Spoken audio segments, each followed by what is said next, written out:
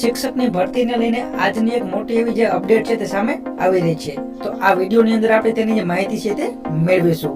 તો અહીં તમે સ્ક્રીન ઉપર સ્પષ્ટ જોઈ શકો છો, રાજ્યની સરકારી અને ગ્રાન્ટેડ તેમજ માધ્યમિક અને ઉચ્ચતર માધ્યમિક શાળાઓમાં ગ્રાન્ટ સહાયકોની નિમણૂકને લઈને શિક્ષણ વિભાગ દ્વારા કાર્યવાહી શરૂ કરી દેવામાં આવી છે. તો ગ્રાન્ટ સહાયક યોજના અંતર્ગત શાળા કક્ષાએ 11 માસ માટે કરાર આધારિત ગ્રાન્ટ સહાયકોની જગ્યાઓ ભરવા માટે ઉમેદવારો પાસેથી ઓનલાઈન અરજી મંગાવવાની પ્રક્રિયા શરૂ કરી દેવાની જાહેરાત છે તે કરવામાં આવી હતી. તો આ જાહેરાત અન્વયે ઉમેદવારો 27 જુલાઈથી એટલે કે કાલથી લઈને 5 ઓગસ્ટ સુધી ઓનલાઈન અરજી છે તે કરી શકશે અને ઓનલાઈન અરજી મળ્યા બાદ પસંદગી યાદી જાહેર કરી નિમણૂકની કામગીરી છે તે કરવામાં આવશે.